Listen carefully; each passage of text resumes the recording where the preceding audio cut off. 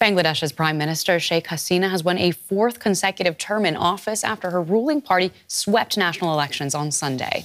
The country's election commission says Hasina's Awami League has won the vast majority of seats in parliament, but turnout was only around 40% after a vote marred by violence and boycotted by the main opposition.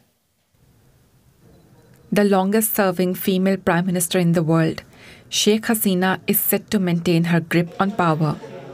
She has won an election with no effective rivals. The main opposition, the Bangladesh Nationalist Party, did not take part in the election, questioning the credibility of the ballot under Hasina's rule. But the opposition boycott has not deterred the powerful prime minister. I have my accountability to people, to the people. Whether people accepted it or not, whether they have accepted this election or not, that is important.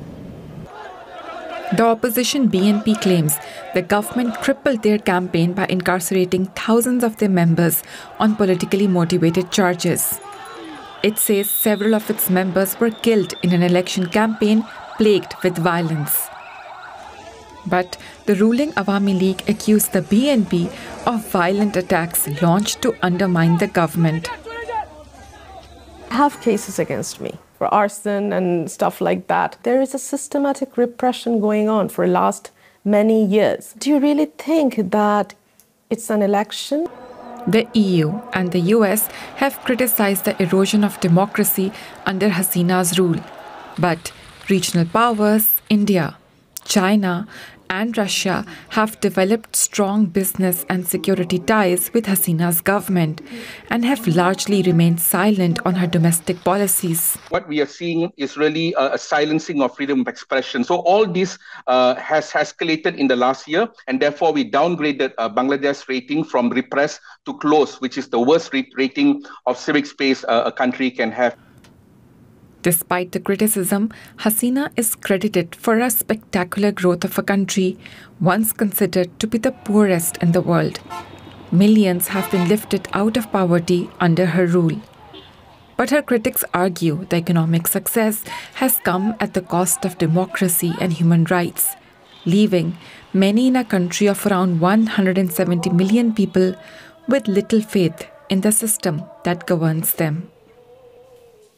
So let's get across to Bangladesh and speak to DW's Zubair Ahmed in Dhaka.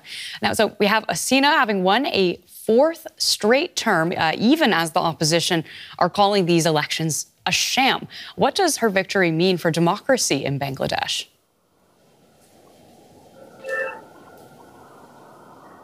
Well, for the incumbents, as you have said, and the opposition is saying that this was basically a ritual to extend their tenure, to hold the grip on power. For them, for the ruling Awami League and the Prime Minister Sheikh Hasina, they are saying that if this extension was crucial for economic stability, whereas the opposition are saying that basically Bangladesh is going through one of the hardest time of democracy. And we have seen rising criticisms about the way this election was conducted, and also the turnout as it came out, it was only 40%. If you look at the previous elections in Bangladesh, like when all the parties participated, it was more than 70%. What that means.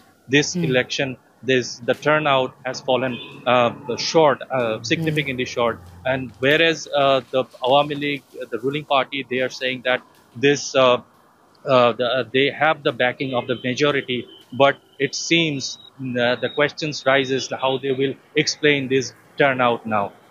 I'm curious about international reaction as well. Sheikh Hasina enjoys support from countries like India and China. Do you think these regional powers will be glad to see her stay in power?